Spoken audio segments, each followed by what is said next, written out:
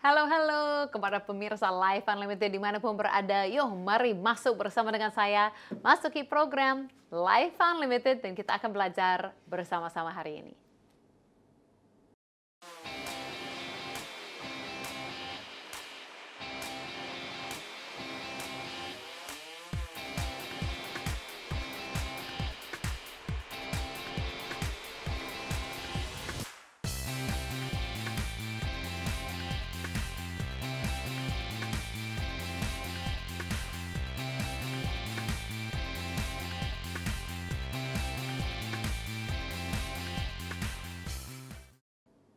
Ya, halo dan selamat berjumpa kembali kepada semua pemirsa Live Unlimited.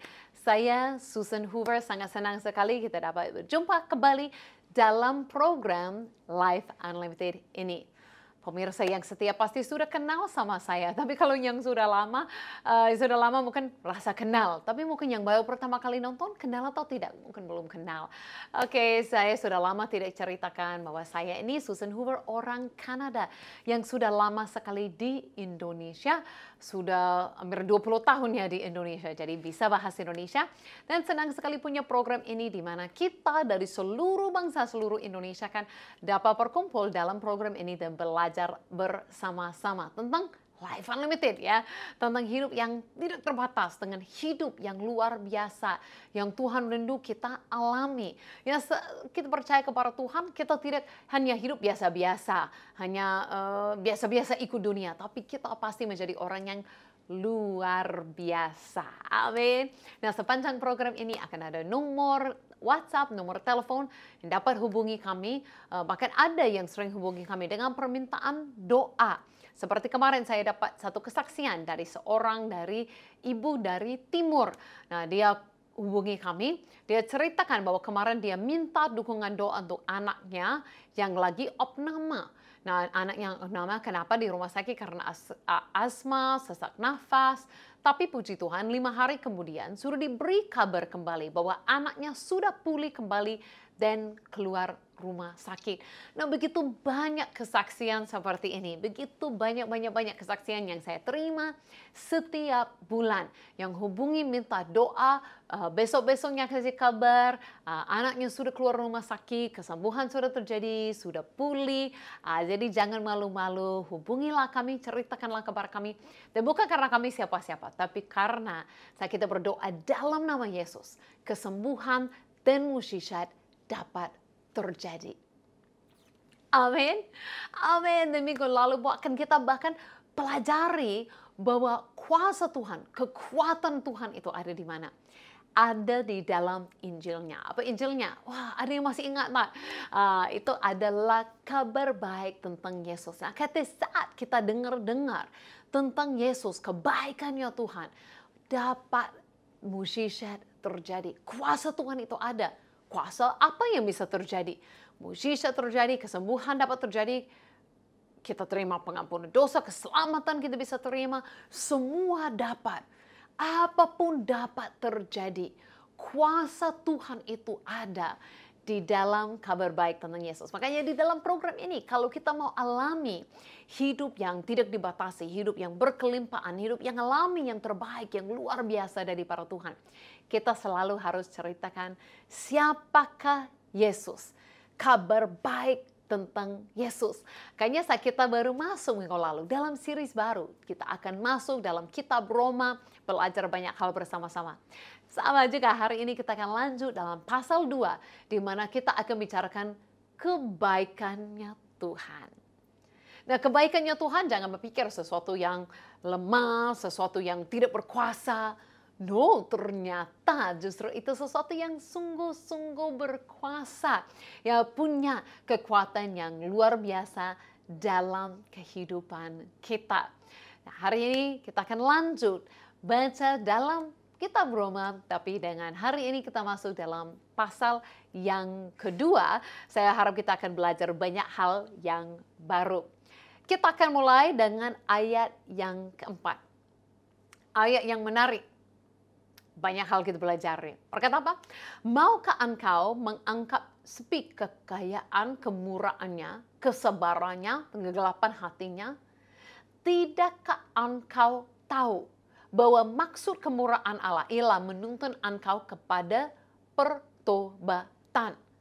Nah, banyak orang kadang-kadang kalau ceritakan kebaikannya Tuhan, mereka pikir, itu kan lemah atau itu tidak penting dengar tentang kebaikan Tuhan. Tapi ayat ini berkata kita harus hati-hati bagaimana kita mengangkat, bagaimana kita memperhitungkan, atau bagaimana cara kita memandang itu kesabarannya, kemurahannya, baik hatinya Tuhan, kesabarannya Tuhan.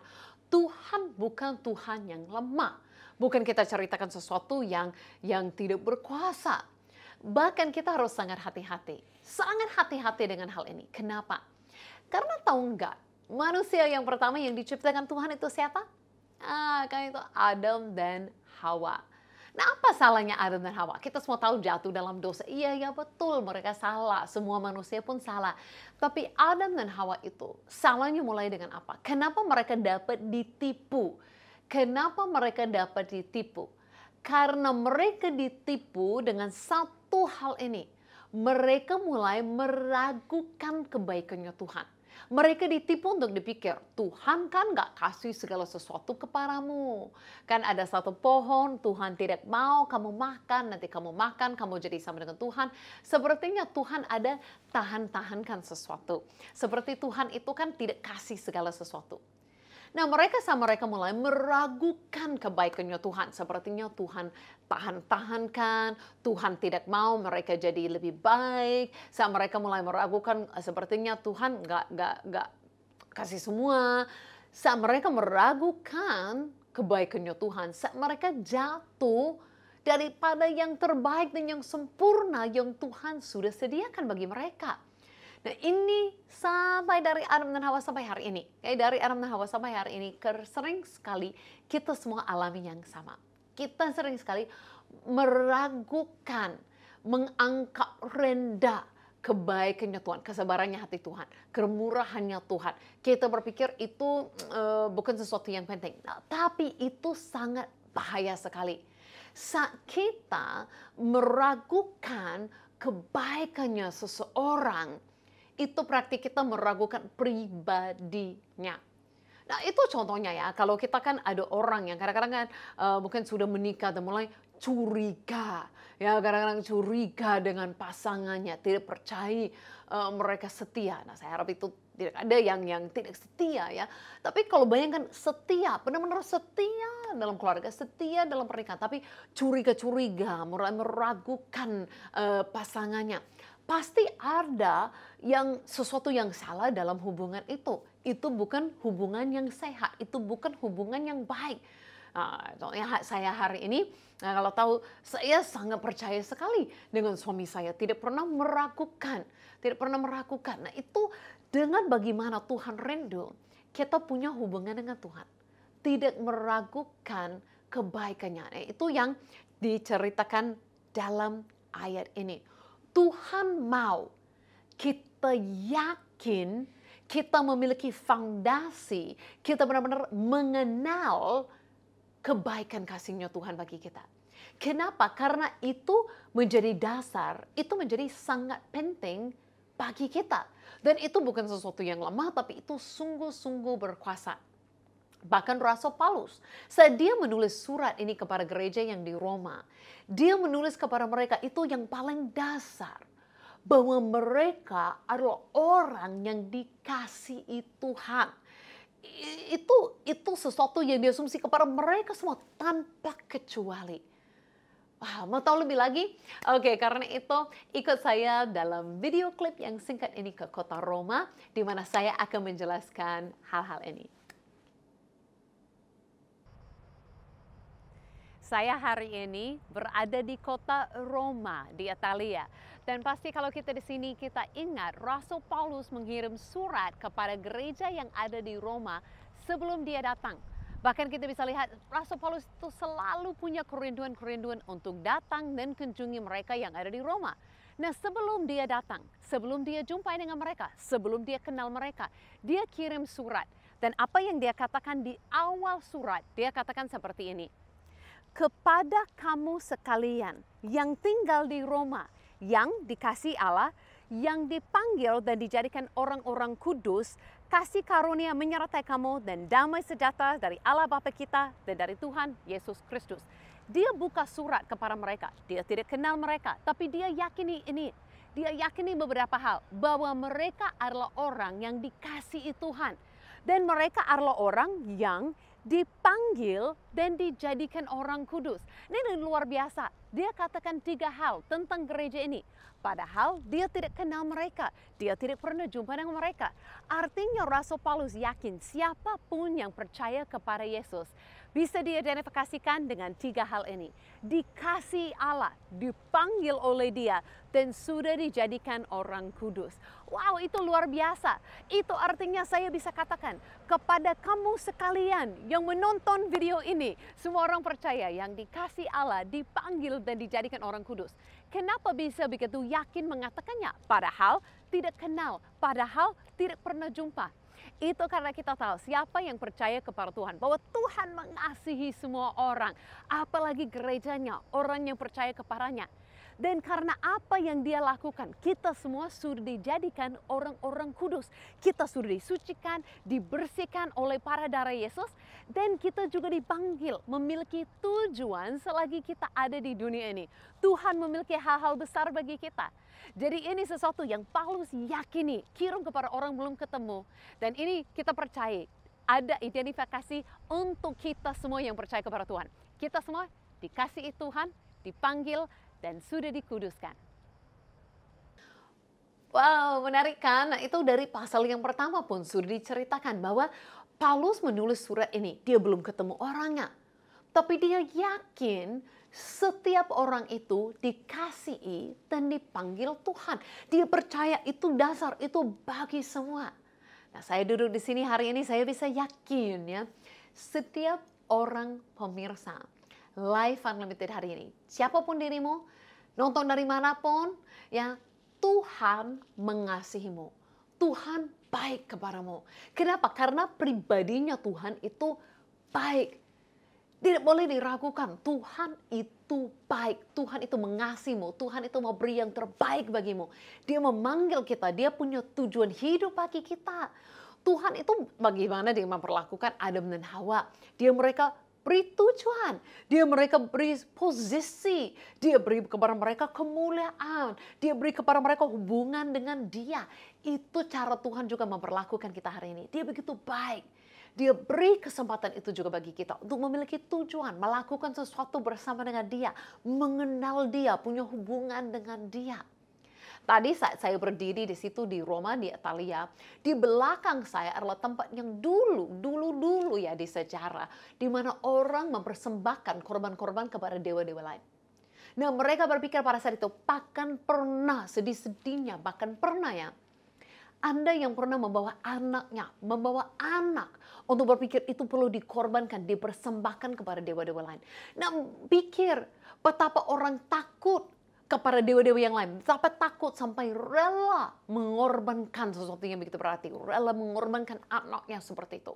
Nah, yang luar biasa, Tuhan yang benar tidak pernah minta seperti itu. Bahkan Tuhan yang benar bukan saja dari kebaikannya tidak meminta kita mengorbankan, mempersembahkan, atau membunuh, mengasihi kepada dia anak, tapi dia sendiri yang rela ambil posisi itu bagi kita, rela berikan nyawanya, rela melakukan itu bagi kita. Itu kebaikan Tuhan. Nah, saat kita ceritakan kebaikan Tuhan, kita yakini kebaikan Tuhan. Perkata dalam ayat ini, itu tidak akan membuat kita, karena Tuhan itu baik, merasa tidak harus melakukan apa-apa, boleh buat apa saja yang kita mau. Baca kembali lagi dong. Apa yang ayat ini katakan tadi, berkata apa? Bahwa tidakkah engkau tahu bahwa maksud kemurahan Allah ialah menuntun engkau kepada pertobatan. Nah, dulu kalau saya lihat orang yang sepertinya mungkin agak-agak jauhkan diri daripada Tuhan, nggak mau ikut Tuhan, agak-agak gimana-gimana, hidup dalam hal-hal yang salah. Oh, saya tidak tahu itu kebaikan Tuhan yang akan buat mereka bertobat.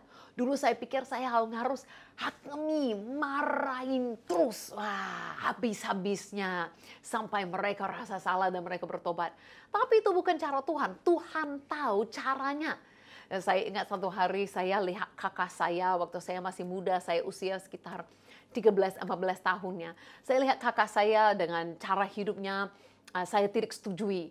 Apa yang saya lakukan? Saya duduk, saya tulis surat kepadanya. Itu waktu itu belum pakai HP ya, masih nulis surat ya. Saya nulis surat 3 lembar penuh depan belakang. Wah, kamu salah. Saya marahin, hakimi dia.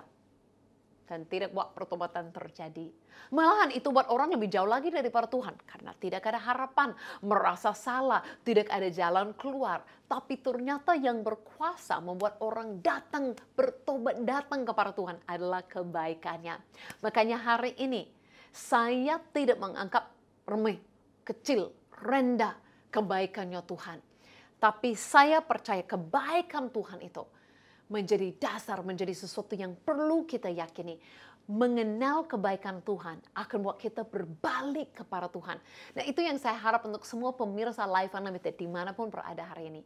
Kalau ada yang merasa agak jauh dari Tuhan, ada yang merasa sudah jatuh dalam dosa, ada yang merasa tidak benar, tahulah, Tuhan itu baik. Dia memanggilmu kembali kepadanya. Kembalilah, berbaliklah kepadanya. Itu arti daripada kata bertobat. Bertobat itu artinya apalah? Ubah pikiranmu, berbalik. Tinggalkanlah dosa itu, caramu sendiri. Tinggalkanlah itu semua. Berbalik. Datanglah kepada Yesus. Sumber keselamatan, sumber kebaikan dan kasih bagimu yang mengampuni dosa-dosamu. Amin. Dan ini dalam pasal 2 kalau kita baca terus, itu bagi semua orang. Berkata dalam ayat yang 11, sebab Allah tidak memandang bulu. Allah tidak memandang perbedaan. Dia tidak memandang yang kulitnya putih, yang kulitnya hitam, yang matanya hitam, yang matanya biru. Dia tidak memandang perbedaan-perbedaan. Saya rasa Paulus ini menulis surat ini kepada gereja yang di Roma. Mereka dari suku-suku campur-campur. Mereka dari orang yang latar belakang yang berbeda-beda. Latar belakang agamanya, kepercayaannya yang berbeda-beda. Sukunya, bahasanya berbeda-beda. Tapi dia mengingatkan ini bahwa kebaikan Tuhan itu sama bagi kita semua. Oh hai pemirsa, Life Unlimited, ini kabar baik. Tuhan tidak berbeda denganku, berbeda denganmu. Tapi Tuhan itu mengasihi kita semua sama. Tuhan itu baik kepada kita semua. Jadi jangan menganggap kebaikan itu, jangan meragukan kebaikan Tuhan itu sepele atau tidak penting. Tapi membuat kebaikan Tuhan itu sebagai dasar keperluan dalam hidup kita. Itu yang membuat kebaikan Tuhan itu ubahkan diri kita. Dan itu sama bagi kita semua. Tuhan, saya bisa katakan ini dengan yakin saat ini. Tuhan tidak lebih mengasihi Susan Hoover daripada pemirsa hari ini. Daripada dirimu. No, sama kita semua di dalam mata Tuhan. Oh Tuhan baik, sungguh amat baik. Karena itu saya mau masuk kita satu lagu. Lagunya bahasa Inggris, tapi kayaknya sudah tahu ya. Lagunya apa adalah You Are Good. Ya, engkau baik. Mari kita masuk dan bukan menari-nari. Bernyanyi-nyanyi memuji Tuhan. You are good.